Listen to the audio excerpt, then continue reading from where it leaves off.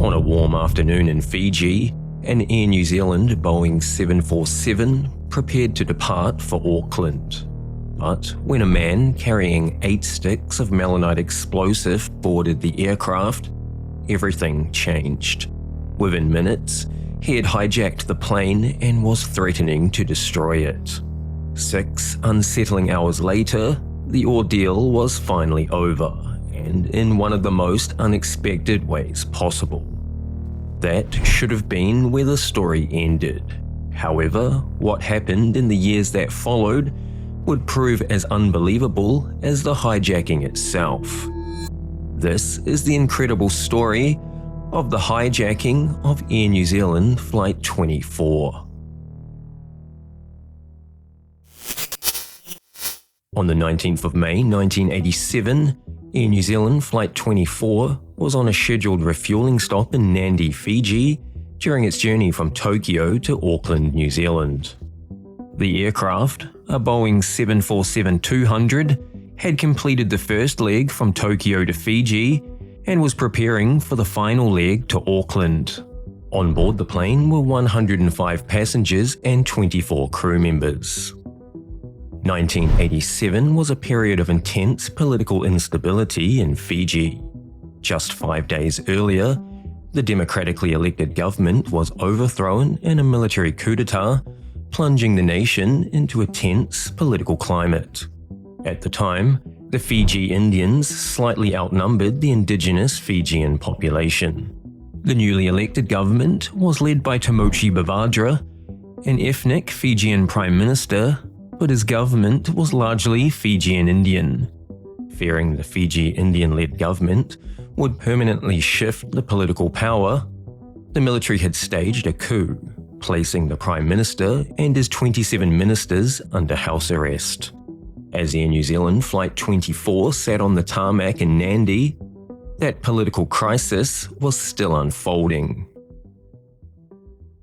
Working at Nadi International Airport that day was Amjad Ali, an airport refueler tasked with preparing Air New Zealand Flight 24 for its departure to Auckland. What no one was aware of was that Ali had 8 sticks of melanite explosive strapped to his body. Similar to dynamite, the explosives were connected to a fuse that had to be lit manually, after which would detonate within seconds.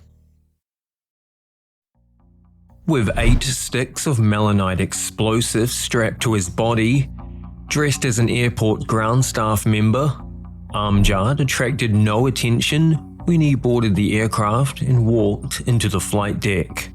Once there, he announced that he had hijacked the plane and demanded the release of the Prime Minister and his 27 ministers from house arrest. The pilots on the flight deck with Amjad were Captain Graham Gleeson, First Officer Michael McClay, and Flight Engineer Graham Walsh. Over the next 6 hours, the actions of these 3 men would determine the outcome of the hijacking. Ali's first blunder was almost immediate. Wanting the flight deck door secured, he shouted at 2 flight attendants to shut it. They were happy to do so, of course, once they'd put themselves on the other side of it. They alerted the other crew to the hijacking and began quietly evacuating the aircraft. The cabin crew ushered all 105 passengers off the plane. It was when he saw the passengers on the tarmac that he realized his mistake. His biggest bargaining chip was now gone. Using the aircraft's radio, he spoke with relatives via the control tower and with Air New Zealand negotiators in Auckland. At the time, it was reported that he had demanded to be flown to Libya. However, according to the captain, Libya was only mentioned when he asked Ali what his plan was.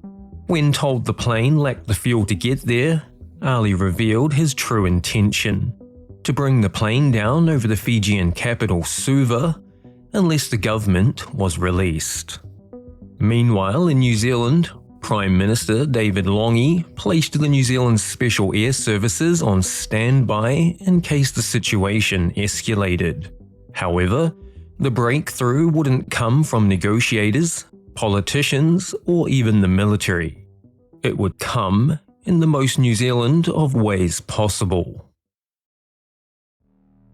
Ali's second mistake, and arguably his biggest, came when he allowed flight engineer Graham Walsh to leave the flight deck and use the bathroom. While outside, Walsh grabbed some duty-free whiskey and quietly carried it back into the flight deck. While distracted by a radio conversation, Walsh crashed the bottle of whiskey onto Amjad's head. All three men then pinned him to the floor. They opened the flight deck door, authorities rushed on board, and Ali was arrested. After 6 tense hours, the hijacking of Air New Zealand Flight 24 was finally over. But perhaps the most surprising part of this story wasn't the hijacking itself. It was what happened in the years that followed. In the immediate aftermath of the incident, Amjad Ali was taken into custody by the Fijian authorities. Amazingly, despite threatening to destroy the aircraft with explosives, no one other than himself had been injured. In the months that followed, he faced court charges over the hijacking. However, the outcome surprised many. Rather than a conviction of hijacking, he was found guilty only of taking explosives onto an aircraft, and, to the dismay of many, received a suspended sentence for someone who had held 3 pilots hostage for 6 hours while threatening to blow up their aircraft. Many felt that the punishment was a joke. However, that astonishingly light sentence wasn't where the story ended. In many ways, it was just the beginning. In 1994, Amjad Ali made an unsuccessful attempt at Fiji politics. 5 years later, he tried again. In 1999, just 12 years after hijacking an Air New Zealand passenger jet, he was elected to Fiji's House of Representatives as a member of the Fiji Labour Party. He retained his seat at the 2001 general election and won a different constituency in 2006. His career ended shortly after, thanks to another coup. However, the story wasn't done yet. In the years following his political downfall, he was granted permanent residency in New Zealand. The public remained largely oblivious about that until 2014, when it emerged that a man who had hijacked an Air New Zealand aircraft was now living in the country. When interviewed, an immigration lawyer at the time said that while people with minor convictions could qualify for residency, someone with a serious conviction would ordinarily face more difficulty.